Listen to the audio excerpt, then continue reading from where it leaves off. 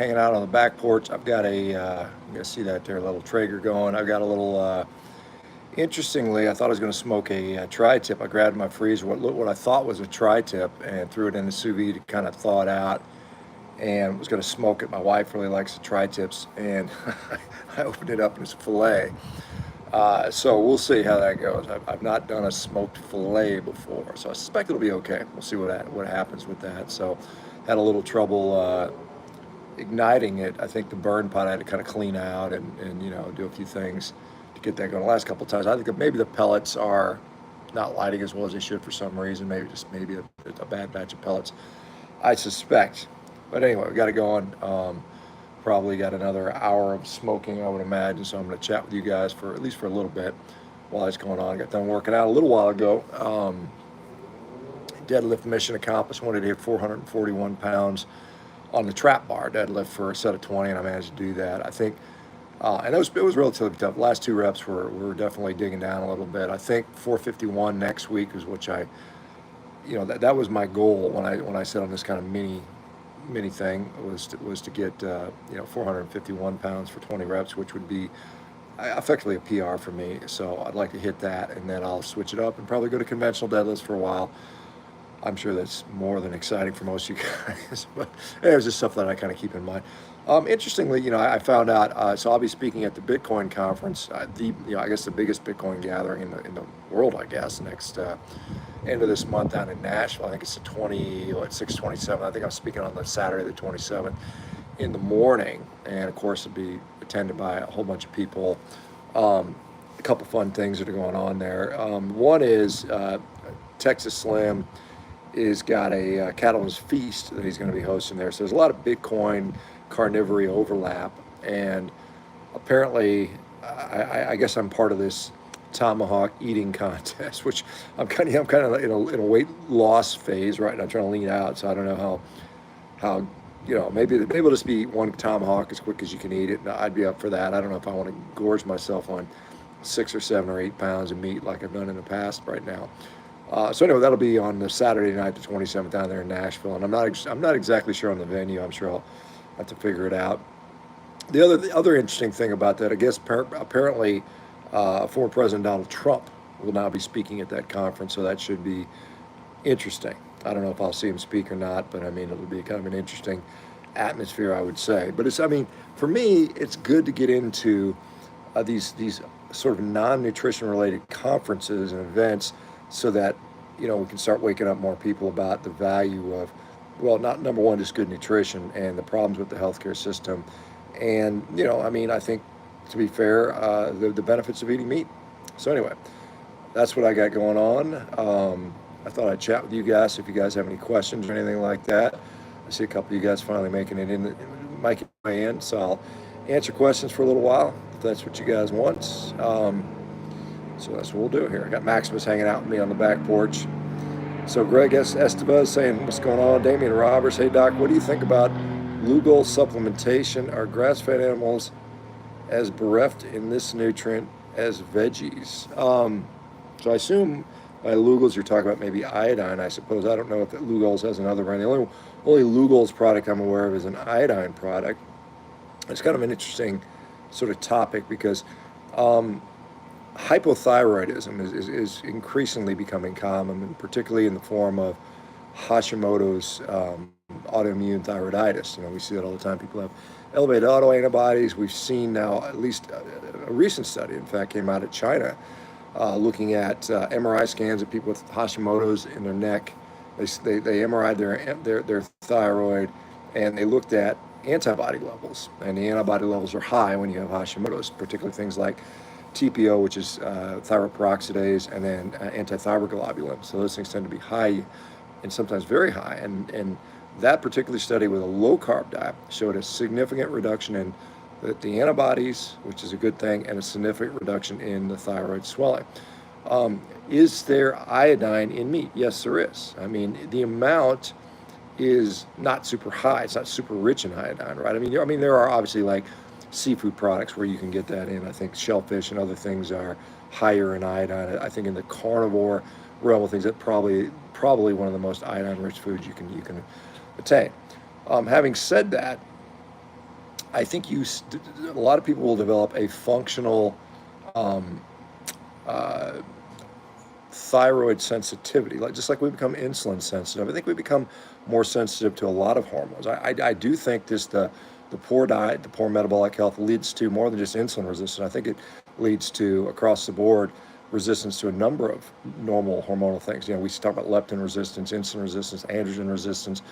I think thyroid resistance also occurs. In fact, there's a lot of evidence to support that. So I think that number one, I think you improve that so that perhaps you don't need as much thyroid hormone, and that's why some people will notice a dip in their T3, but they won't have any symptoms, which is fine. I mean, if you're not having symptoms, don't worry about the numbers so much.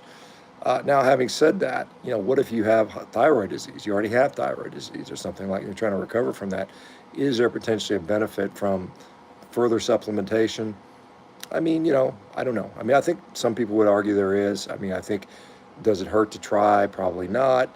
I mean, obviously you can obviously overdose on iodine. I mean, that's a possibility, but you'd have to, go crazy on this stuff. So I think the answer is there is probably enough iodine in meat.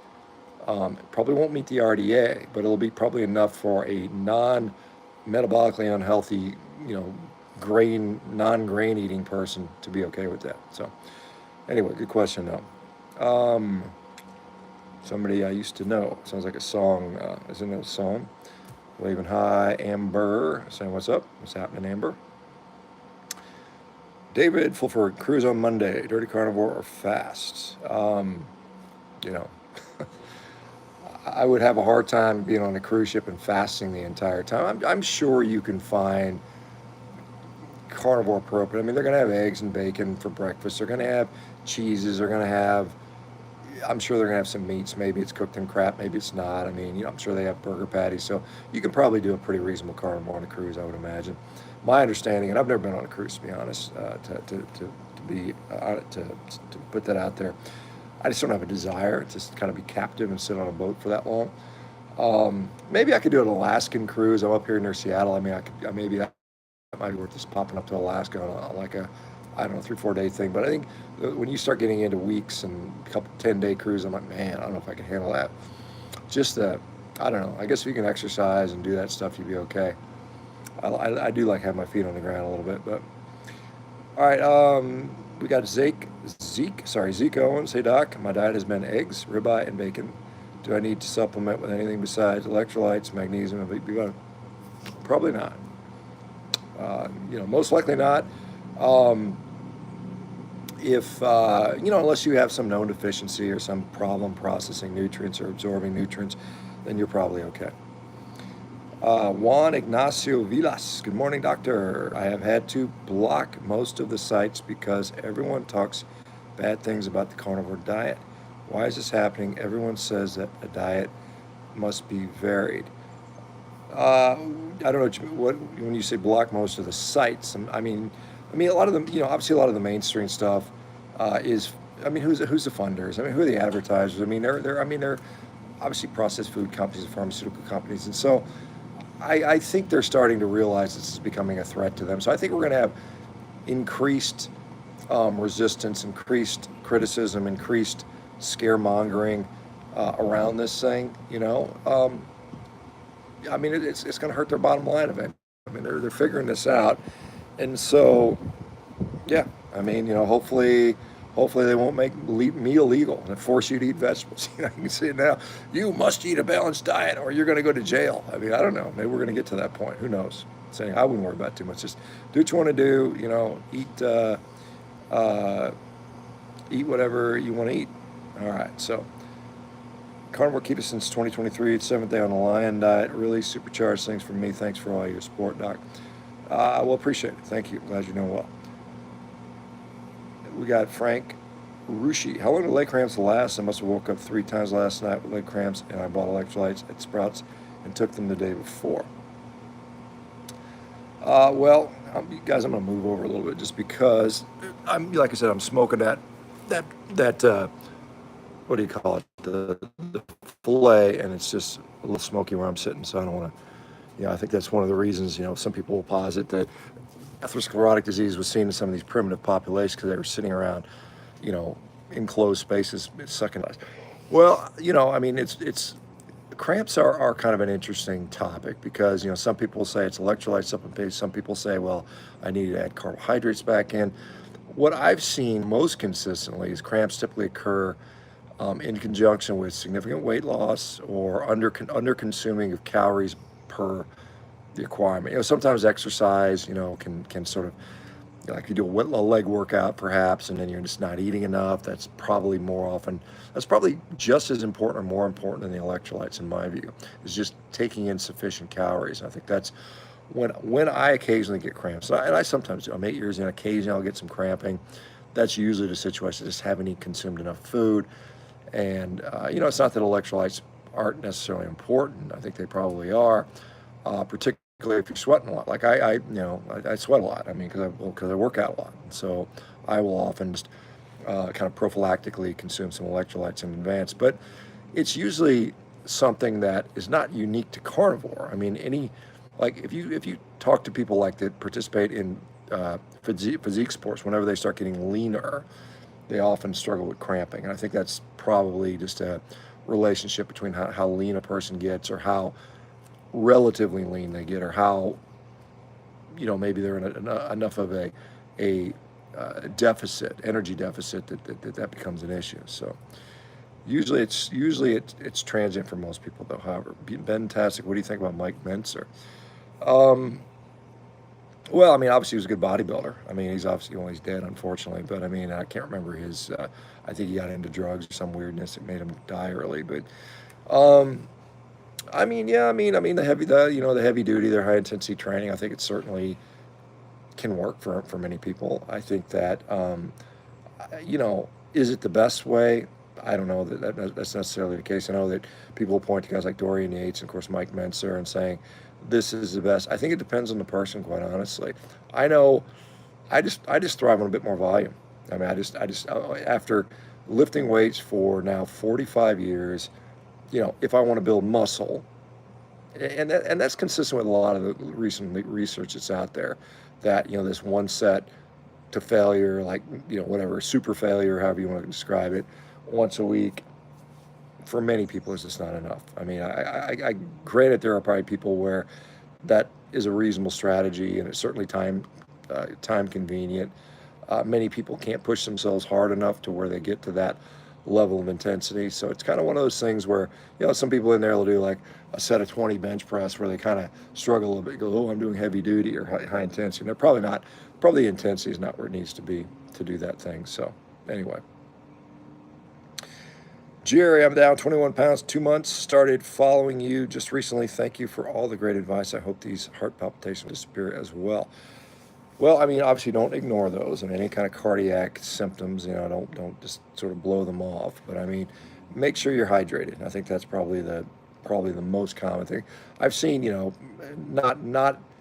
I mean, quite a few people have reported heart palpitation when they transition to carnivore, and many of them have gotten it checked out. They've had their whatever EKGs or worn Holter monitors to monitor for arrhythmias, and I can't think of a single person where it's been an issue so far. But again, it's just not something you can sort of mess around with in many cases. Um, Christian Brooks, springtime allergies, worse when drink milk or any sugary drinks. Can sugar be a precursor to histamine response? Um,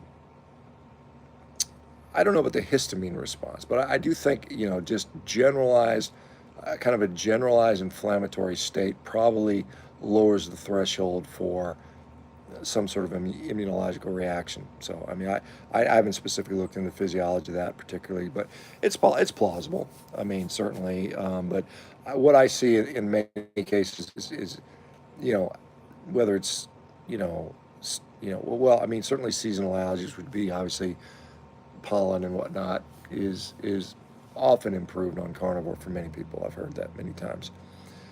All right, we got Brandon uh, Duboisson, I think. Is that how you say Duboisson? Hey, Dr. Baker, I'm torn between going to medical school or not. I want to treat root cause, but I know our medical system does not teach that. What do you think I should do? Gosh. I mean, the I wish I had a crystal ball and I can tell you what the future holds for medicine. I've got my concerns of how it's going to go. I think, somebody mentioned that, physicians are going to be more and more less independent, right? They're going to be more and more just sort of told what to do. They're going to be corporate yes men. As medicine becomes further and further corporatized, there's going to be less and less independent practitioners. A lot of the physician responsibilities will be taken over by algorithm-derived AI that probably is just designed by, quite honestly, drug companies. There's a lot of, I think, problems where medicine's going. Obviously, you're still going to need some human input for certain things. Obviously, I mean, there's things where you can't replace, but there's a lot I can see where a lot of the medical tasks will be replaced and outsourced, and so the physician will be less and less valuable to society. So I think it's going to lose some of its appeal from where it once was.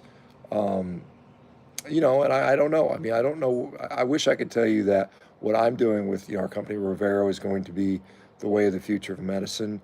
I think for a segment of the population, I think it will be. I think that, as you guys know, there's a lot of people that just give me the drugs and let me eat my crap, and they'll just line up for that route, and that route where what medical school is going to produce for most of it is just going to be a bunch of almost automatons, robot doctors that just kind of like follow the algorithm. I mean, all you're there. I mean, the cynic in me says, the main function of a doctor these days is to be a liability shield for the drug companies. They're in there, dispensing drugs, and then when something goes wrong, they blame the doctor, because the doctor should have known better, or known about the side effects, or not prescribed it in this particular situation. Whereas the drug companies just profit off that because they're out there advertising direct to consumer, which I think is a real problem. We're the only country outside of New Zealand that allows that to happen, and that's a problem when you got the patients out there knowing about all these drugs and sort of leaning on their physicians. Hey, I want this drug, and then you got to sit there and tell them no, and then they write a bad review, or it's just a interesting thing. All right, I've got a little super chat from Nav, $10 super chat. Day 53 of carnivore, still dealing with bloating and loose stools. I tried splitting my meals into smaller meals.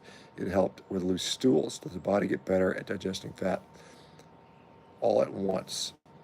Yeah, I think it does. I mean, I mean, again, it depends on there. I mean, there's always going to be a threshold right now. I mean, so I'm glad that it's helped you, and that's what I've often seen is just there is sort of this threshold of how much fat you can absorb in one meal before you overwhelm our capacity to absorb it, and then you end up with loose stools or bloating or whatever it might be.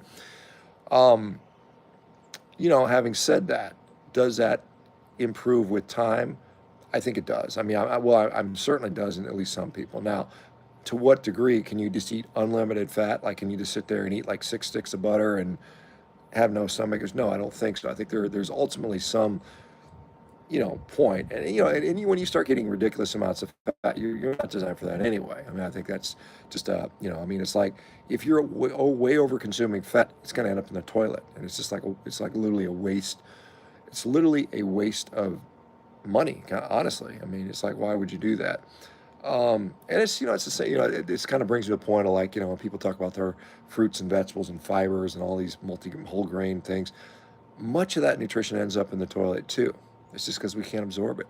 So it makes very little sense to consume nutrients which we know we cannot absorb. I mean, I don't care if you think it's cleaning out your colon or whatever, feeding your microbiome. If you cannot absorb it as a human being, does it make sense to eat it? I don't know. I don't know that it does. All right, thanks for the super chat.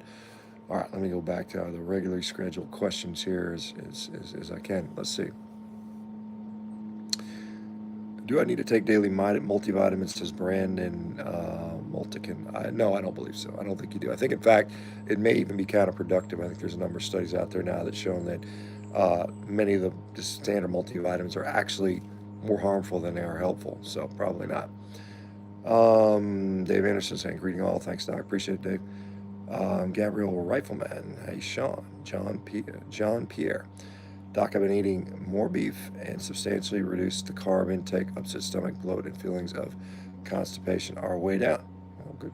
Well, good. That's what I'd expect. Good for you, man. That's awesome. All right, what else we got here? We got James Foster. Hey, Dr. Baker, my wife hasn't had much follow-up from her coach since 26th of June. Is this something you could help with? Um, is this through a Revero thing? I'm just wondering because I'm not clear. If it is, just have her send a message to the coach. I just ping her back because I don't know the coach. It's either Krista or one of the other coaches. They generally are pretty much, you know, willing and wanting to talk. I know Krista for sure. She's talking to people every single day, multiple times. So, it may, don't hesitate to have her contact us because if she feels like she needs some more support, to say, hey, I want to touch base with my coach, and they'll follow up. And if they don't, if you send a message, say, hey, I'd like some further follow up, and they don't respond, let me know, and I'll make sure something gets addressed. All right. Darian Medeiros, can you get the same effects of carnivore diet by eating just meat and green vegetables? Um, yeah, in some ways you can. It depends. It depends on what you're dealing with.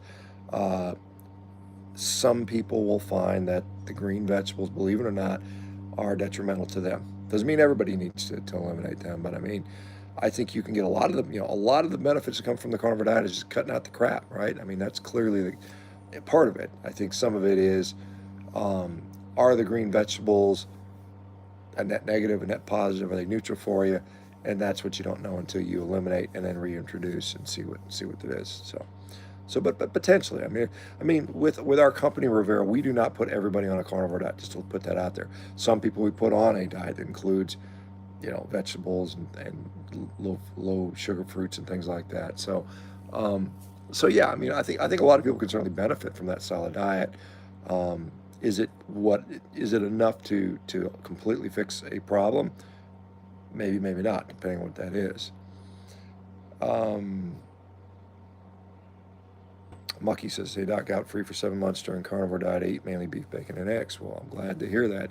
Gout is no fun. Yeah, I think gout, we classically think about gout as a uric acid issue. And ultimately, that's what you find in, swollen joints that are red and you put it on the microscope, and certainly uric acid is there, but it's not sufficient alone in my view. So I think you have to have the metabolic issues and maybe some immunological issues that are compounding that for gout to actually manifest clinically.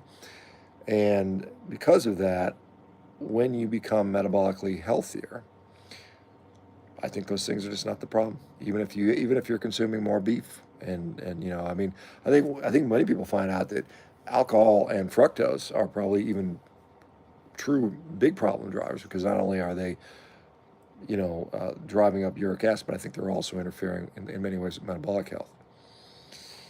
All right, what else we got here? We got which magnesium would you recommend and what daily milligrams? Says Greg Estevez. Oh gosh, obviously there's a lot of different types. Max citrate is what we give in the hospital to make people poop, so that's a good one for that if you need to do that. But I don't know, magnesium glycinate seems to be tolerated by some folks. As far as how much you might need, hard to say for sure. I know, like for instance, my good buddy part of the company, Element, their formulation is 60 milligrams in one of the little packets, and I think that's what they recommend, at least one, maybe two a day. So you're probably 60 to 120 milligrams. For most people, somewhere in that neighborhood would probably be not unreasonable. All right, N3V1K, live in the mountains, live in the mountain eating snake meat and fried raccoon. All right, interesting. What are your favorite cuts of beef? Well, I certainly like ribeyes. I like New York strips. I like Denver steaks have been recently a fun one that I quite enjoy. I like a lot. I really enjoy skirt steaks. I enjoy hanger steaks. I enjoy, you know, some of the just flank steaks are fine. There's a lot of good ones out there that I like. I like a tri-tip, a picanha, as roast. Those are quite good. So, a whole bunch of things. El Chino. My wife thinks I'm crazy on the lion. I'm crazy me on the lion diet. Well, let's let the results speak for themselves. Hopefully, and that's what I tell people. Don't try to, just be an example, and that's what your family sees. When they see you getting healthier, when they see you not tired all the time, when they see you losing body fat, when they see your body turning around, and you being happier, it'll have an impact. So let them think you're crazy for a while, and then, I mean, everybody in the world thought I was crazy, and quite honestly, probably instead of 99.999% of the people thinking I'm crazy now it's only like 99.9% of the people in the world think I'm crazy. So it's getting better. Gene DeGennaro. Hey, Dr. B. Live the Lion Diet. Good to see you, Gene. All right. Random Adventures 2.0. 81 days. Carnivore already huge results. Good to hear. Nicholas Bolesta. What brand of salt is your favorite? Baja Gold. Um, yeah, I mean, I kind of go back. I mean, I like the Redmond Real. I like Baja Gold's good. I mean, I think I quite enjoy the Malden just because of it's just a different, it's a flake salt, so it has a different sort of property. I like it as a finishing salt. So, I mean, those are all fine salts. So, Vinny Rakazi or something like that. I've been doing carnivore since last September. 10 months. I've lost 30 pounds so far. I got blood work Tuesday. How can I have you go over this blood work with me? I'd like your opinion. Yeah, I mean, I do consultations, and I'm certainly happy to talk about blood work. It's not medical advice, but I can certainly provide my insight and my perspective on that. So if you go to, I think the link in my bio here on YouTube, I think I have a bio link. It should have a link to do a consultation with me. If not, you can go to carnivore.diet, and then there's a link in there. You have to figure, it's kind of click on a few things in the menu to find it. Or any of my other socials should have a bio link, either on my Instagram or my Twitter, or what's the other one I'm on? TikTok. I don't know about Facebook. Maybe there. Yeah, that's how you can do it. You can certainly do it. I usually do 30-minute sessions, Monday through Friday, for just 1 hour a day. So I do two a day, and they're usually a week out I can get in. They kind of fill up week to week, but yeah, I'd be happy to talk to you. Greetings from Southeast Indiana. All right. Oh, good to see you, Lisa C. Julia Blue. Hey, Dr. Baker Hi, Dr. Baker from Tarpon Springs, Florida. Nice. Well, I was going to say, I used to live in Indiana. When I was a kid, I lived up in northwest Indiana, so the other side of the state from you. I was up near Hammond, Gary, Indiana. I lived in a little town called Dyer, Indiana. So I'm not sure if you're familiar with it. It's pretty small. It's right on the state line. I mean, it's like literally the Illinois state line, not far from Chicago. So it was really kind of like a suburb of Chicago at that point. Chicago has grown so much. And then Tarpon Springs. I think I'm trying to remember exactly where that is, but I've been to Florida a number of times. We're certainly considering moving to Florida, at least maybe part-time. So that's something we're looking at.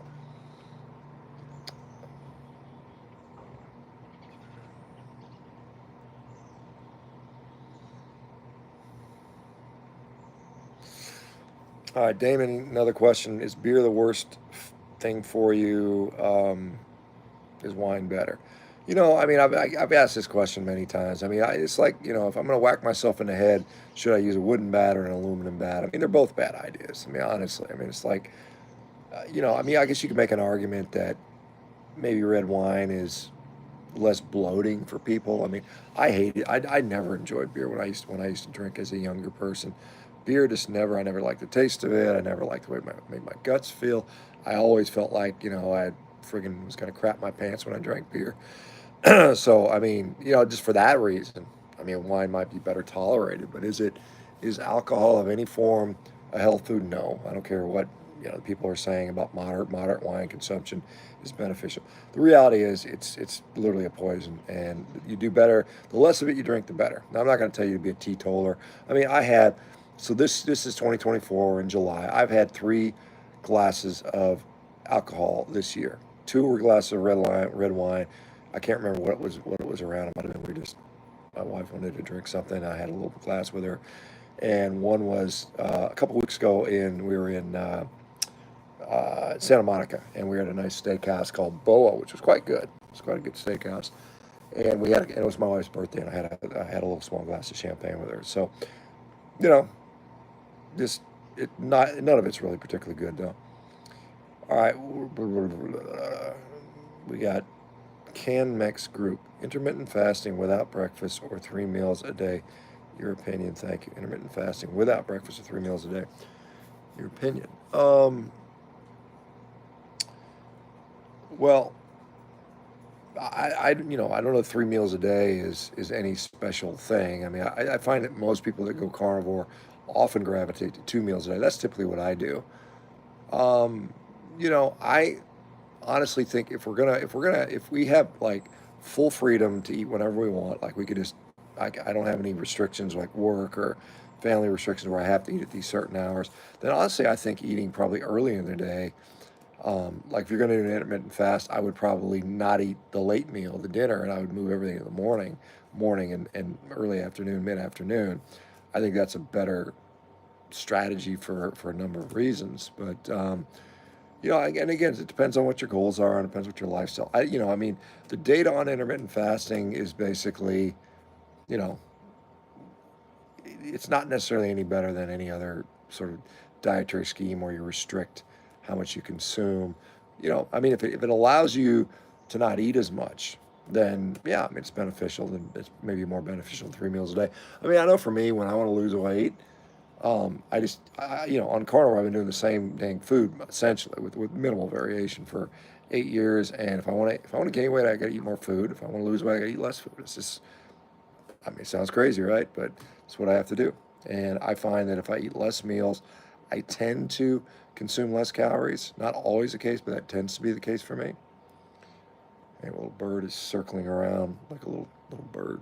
I'm not sure what he's doing here. I'll show you guys a picture of my backyard if I can. So you can see Mr. Maximus is just hanging out. He's observing.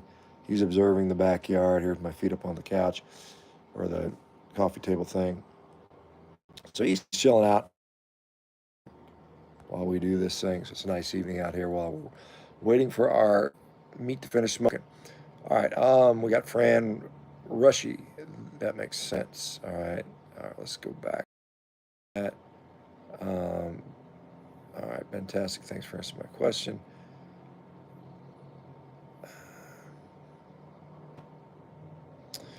Brandon Mulligan, a slight intermittent kidney pain after 3 months of carnivore, something to worry about. I mean, it could be. I don't know. I mean, I don't know what it may. I don't know how you know for sure it's kidney pain. I mean, it could be a number of things. I mean, it's kidneys. Often, a lot of people aren't really even aware where their kidneys actually are relative on their body. It's quite high up in the posterior aspect of the back, higher than most people understand. Um, but yeah, I mean, any kind of persistent pain, particularly if there's any other associated, so you get blood in your urine or something like that, uh, you know, foul smelling urine, things like that, then we're worried about, clearly like things like UTIs or infections and things like that. I can't think of a specific reason why carnivore might be causing kidney pain for most people. It's just not something that I typically see. So could be unrelated to the diet. I mean, there's a lot of things, I mean, I think diet is critically important for health. I think it certainly plays a role in disease, improvement or progression. Um, but there's a lot of other things that can as well. So I mean, if it continues to bother you, I mean, go get it checked out. Freedom. I have severe brain fog. To improve cognition, how extreme carnivore shall I do to improve neurologically? Well, I think that one of the things that you want to sort of steer towards in the context of carnivore diet is a higher fat approach. I mean, in my experience, any sort of nervous system issue, central nervous system, cognitive issue, mood disorder, mental health issue, degenerative, issue involving the nervous system, whether it's peripheral neuropathy or, um, uh, dementia, Parkinson's disease, um, things of that nature, multiple sclerosis, generally benefit from a higher fat version of carnivore. So that's what I would do. I mean, I think you want to, try to really focus on fat as your fuel and get away from carbohydrates and glucose as much as you reasonably can. You're never going to obviously reduce your glucose down to zero because it's being made regardless. Gluconeogenesis happens regardless of your dietary choice.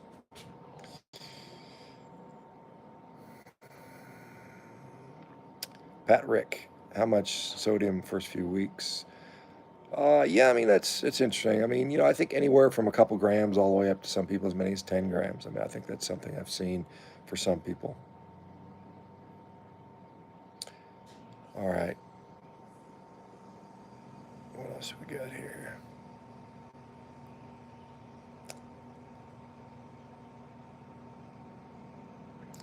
Rosco P Cole, Rosco P Coltrane. I'm assuming from the Dukes of Hazzard. I'm guessing.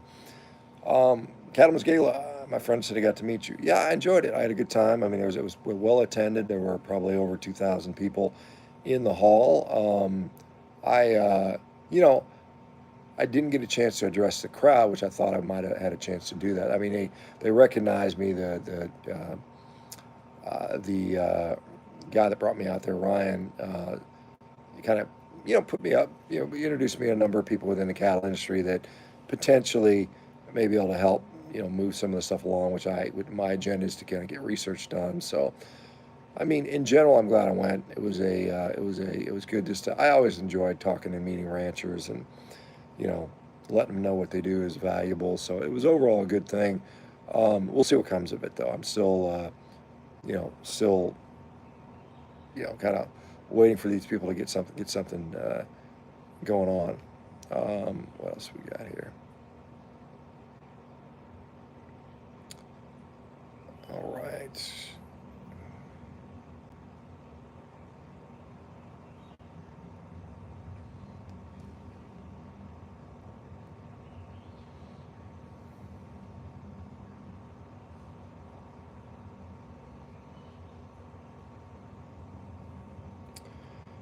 Tom Garvey, the keto cook, my doc won't order an insulin test for me. He says I'm insulin resistant and insurance won't pay for it. I'm tired of the way the system. I don't know if there's more further on that, but I don't know if there's another. Well, anyway, I can't read the rest of the comment, but um, you know, order your own test. You're at a point where, and again, I don't know where. I mean, assuming you live in the U.S., and I don't know that, but if you live in the U.S., and I think almost all states, I think there may be one or two exceptions where the states won't let you order your own test. I think maybe New York might be one of them, if I'm not mistaken. But just order your own. An insulin test is going to cost you, I don't know, 30, 40 bucks probably. You can go to some of these discount lab companies and go to Dave Feldman's site. Oh, you own your own labs. I know you can order an insulin test for probably 20 bucks. So just sometimes you got to suck it up. And I think most people are finding that health insurance is becoming not particularly good, right? All right, looks like we got a couple more super chats. Let me see if I can find those things in here. Here we go. I'm sorry, guys. I didn't see they didn't get a little. Is a hot dog a sandwich? Phil Scott, is a hot dog a sandwich? I don't think so. I wouldn't call it a sandwich. I don't know if you have a specific definition, but Mr. M. Tollmaster, my recent CIMT showed a 2 millimeter of soft plaque deposit. Um, I guess the question I would have is that's relative to what? I mean, obviously, zero to little to none is ideal, and I don't know how to quantify exactly 2 millimeters if it's significant or not. I mean, within the carotid arteries, it's probably I would probably think they would characterize that as mild to moderate would be my guess. Not having seen the report. The question is, well, I don't know anything about you. I don't know what your history is, your background is, how old you are. So, all I can say is, okay, you've got vascular disease, or it appears you do. Is that progressing? Is it regressing? How long has it been there? What are you doing? What's the rest of your health look like? So it's hard to, kind of provide any concrete stuff on that type of thing. What else we got?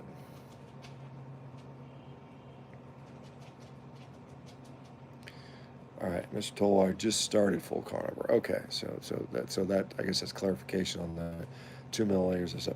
Yeah, so I mean, see what happens. See what happens over time. What is your goal on carnivore? Are you trying to lose weight? Are you trying to fix some kind of health issue? I mean, those things are all relevant, and you know, we'll have to see how things shake out. All right, I'm just going to scroll away for a second. I want to check the temperature of uh, the filet I'm smoking. So I'll be right back. It's getting close to temperature. So I will probably be here for another, I don't know, 10 minutes or so. Then I got to pull that fillet off and eat it. All right. All right. Here's another $1.99 super chat question. Free weight versus weight machines for a beginner. Probably machines. I mean, honestly, I mean, I think they're fairly safe for most people. They take minimal skill. Uh, I think that's a good way to go. I mean, you can get a great workout on machines. In fact, whenever I go out of town, because I don't, well, I mean, I guess I do have kind of a machine. I've got a belt squat machine. I've got a cable crossover machine. Kind of a multi-station functional trainer that I bought, last year, which has been very beneficial. But I mean, if I was a beginner and I was just, somewhat intimidated by the stuff, I would start with the free weights so you can control things, get an idea what it feels like to push yourself a little bit to where you can get to close to failure without having to worry about weight crushing you or things like that. I mean, that's that's where I would start, quite honestly. And if I didn't have access to that, I mean, it's not that hard to start with barbells and dumbbells and things like that. I mean, but I mean, it requires some level of coaching. I mean, not that machines potentially might too, but I think machines are a little safer for most people. All right, what else we got?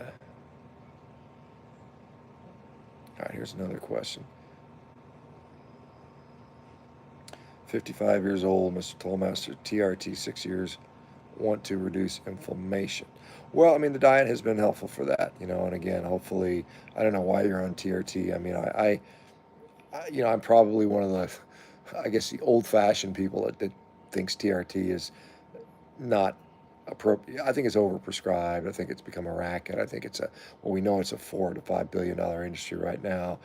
I think most guys that are prescribed TRT probably didn't need to be. They just probably needed to do a dramatic overhaul in their life style, nutrition, sleep, whatever, not drinking, all that stuff. So, yeah, I mean, carnivore can be very effective at reducing inflammation. I know of a number of guys that have been able to come off TRT because of it, but I think it's a comprehensive lifestyle thing. You gotta be diligent about getting sleep. You got to be diligent about not being sedentary, not drinking. You got to eat well. You got to line up your circadian biology. You got to train appropriately.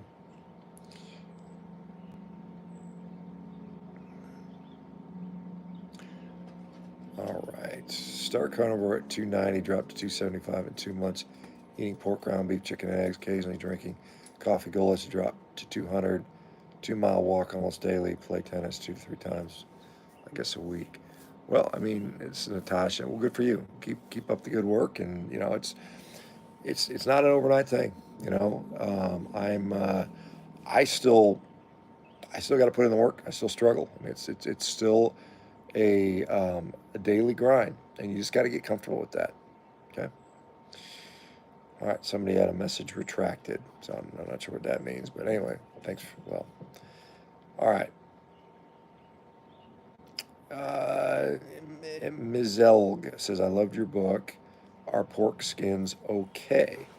Um, yeah, they are. I mean, they're not like the optimal carnivore food by any stretch, but I mean, they're nice as a breading option. They're nice as maybe a crunchy snack once in a while. I think there's better ones. I mean, if I wanted a crunchy snack, I would do a food dehydrated with some dried, thinly sliced, you know, steaks and things like that. Go to Costco, pick up the little shabu shabu meat, which is like thinly sliced New York strip, and throw some salt on it. And to me, that's better than a pork rind might be or a pork skin. But sure. All right, we got another $5 question from Batch Hell Bachelor Junior. I think is that how you say it? I'm not sure. 7 months, 5 shoulders eaten, 1 rib loin, 24 packets of bacon, and a half and half instead of milk off the wagon. It's not easy, but it works. Okay. Well, I mean, off the wagon. Off the wagon. I'm not sure what that's in reference to, but I mean, I'm glad whatever it is working for you is working for you. If you want to clarify, but thanks for the little super chat deal. All right, we got here's another Daniel 499. How to lose belly fat, otherwise in decent shape. Basically, typical power lifter stomach, maybe sprints. Yeah, I think sprints are good regardless of whether it loses belly fat or not. I think it's got, honestly, it's just grinding. It's just a grind. I'm in the same situation. I got to lose. I got the last bit a little fat around my belly right now.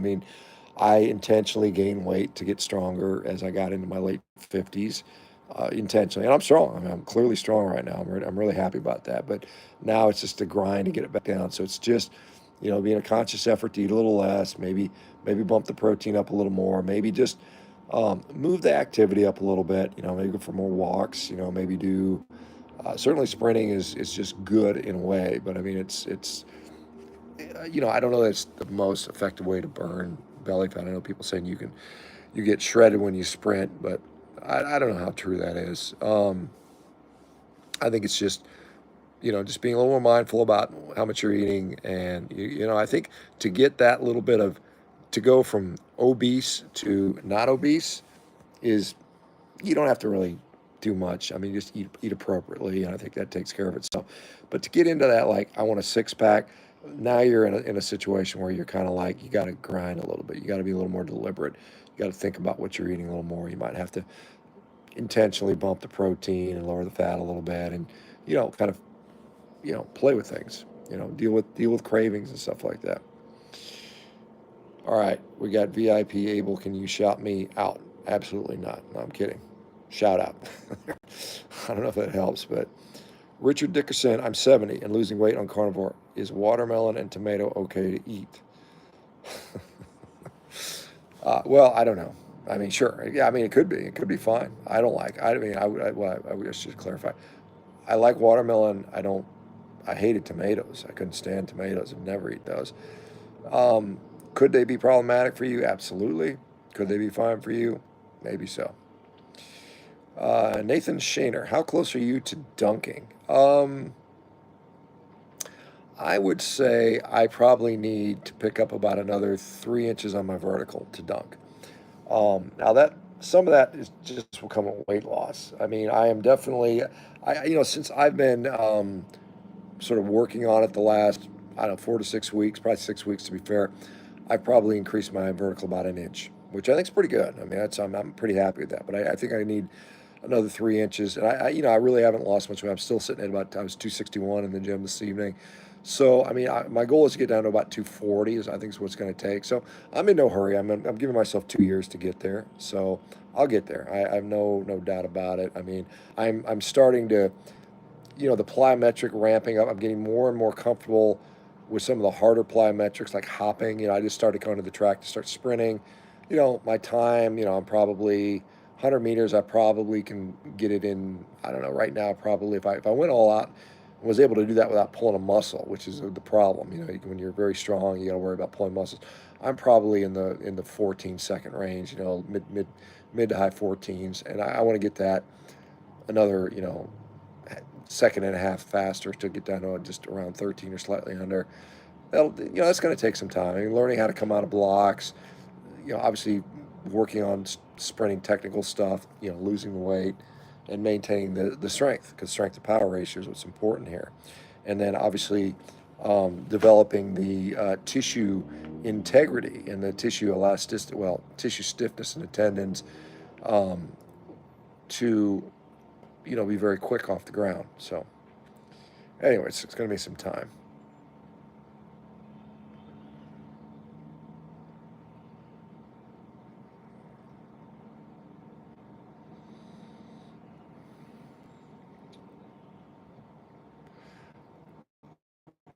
All right, Doc, off the wagon, like out if keto, like out of keto, off the wagon, out of keto. Okay, I guess you're saying that